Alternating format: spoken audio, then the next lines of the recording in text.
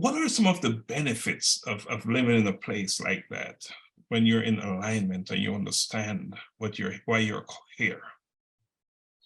When you look at the end results, if you just take a look back at what we just did in Jamaica, right?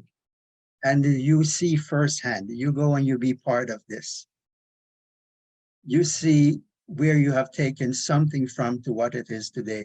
It's like planting a tree, or you plant a seed and it grows, and then when you look, it's bearing fruit. This is what we are doing. And how much more, how do you measure that satisfaction when you see 200 students, 400 students can stand in a group and they can heap accolades on you and be grateful and be appreciative of what you do? It gives you that urge, or it gives me that urge to want to do more. This is where my satisfaction comes from. So, you know, one of the benefit then is of living and contributing the way that you have been contributing with Global Humanity Network and other organizations in your church and elsewhere. It's just encouragement to want to go back and do some more work. Yeah, and that's an awesome thing.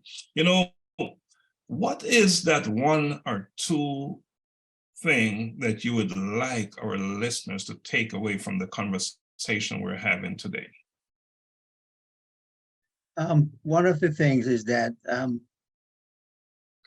even by example, if we can project our example or what we have achieved, if we can project it to a greater degree, I think it will be more impactful.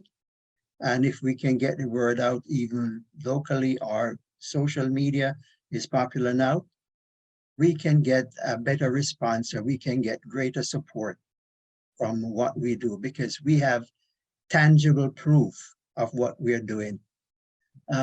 Is my first meeting, I think, with this organization, is that I was impressed by what one of our vice presidents did. It reminds me, and my reflection was that 5 loaves and 2 fish is nothing in a multitude, but you put it in the hand of the master and you can feed a multitude. We took minuscule amount of money and we put it into a godsend, in the hand of a godsend man, and he did wonders with it. So we have tangible evidence of what we can do with our $5 and our $10 if we put it in the right hands. What do you have to say to those individuals who are struggling with first understanding the notion of purpose, much less what their purpose is, not to mention living in purpose? What suggestions do you have to offer them? If we would just take a reflection on life, you are born, you grow up, you attain a certain standard in life, but there's an end to your life. You're going to leave a legacy behind. You're going to leave something behind. But what do you want to be remembered for? Are you just going to come into this life, live a life, and go out without being impactful, even on your children or society?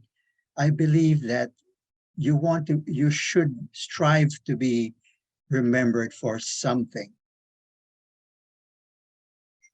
Physical statue, it doesn't have to be a monument, but if you can even change or transform or assist in the transformation of the life of, let's say, one child or one individual, it will be something that you have achieved. It will be a purpose that you have achieved. Yes, indeed. Yes, indeed. So Earl, we're coming close to the end of our conversation about purpose today. Do you have any closing remarks? Anything you'd like to add to what you've already said? I just want to commend you for the efforts that you're making to change, to make a change, to make a difference in society or in humanity at large.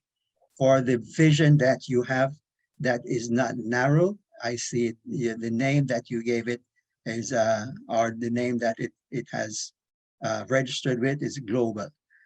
For you to have that kind of vision, to project something like this, to nurture it from scratch and to build it into what it is and to make it impactful. I really have to commend you and the organization for taking it this far. And I pledge my full support to you and the organization. And I look forward to greater input into this organization for the cause of humanity. Thank you so much, Earl. Well, as you know, any organization is just as good as its members. And I think we are blessed, and I'm very thankful that we have the individuals that we have on board, because indeed, they are the ones that making it happen. And not to mention all those individuals who are not necessarily a part of the organization, but are supporting us through their donations and those good things. So yes, when like-minded people come together and around an idea, great things can happen. And I think we're experiencing that. We're experiencing that. Yes, to ask people to give, some people don't like to resonate with not even the word of God, but God's word says, give, and it shall be given back to you, pressed down, shaken together, and running over in your lap. You can never outgive a cause. You can never outgive a purpose. So that would be what I would like to implore. And I appreciate that. And in adding to that, I'm always reminded that one small act of kindness can go a long way in making a difference in the lives of many. Absolutely, yes. So Mr. Satahoo, I want to thank you for joining me today on the A Collision with Purpose project Under the Spotlight. Your insights will undoubtedly add immense value to the conversation about purpose. I am looking forward to having you back under the spotlight to continue our conversation about purpose.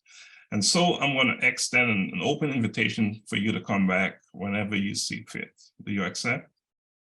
I accept. I consider it as a privilege to be in your company or in the company of this organization and to have a voice in what you are pursuing or what the organization is pursuing.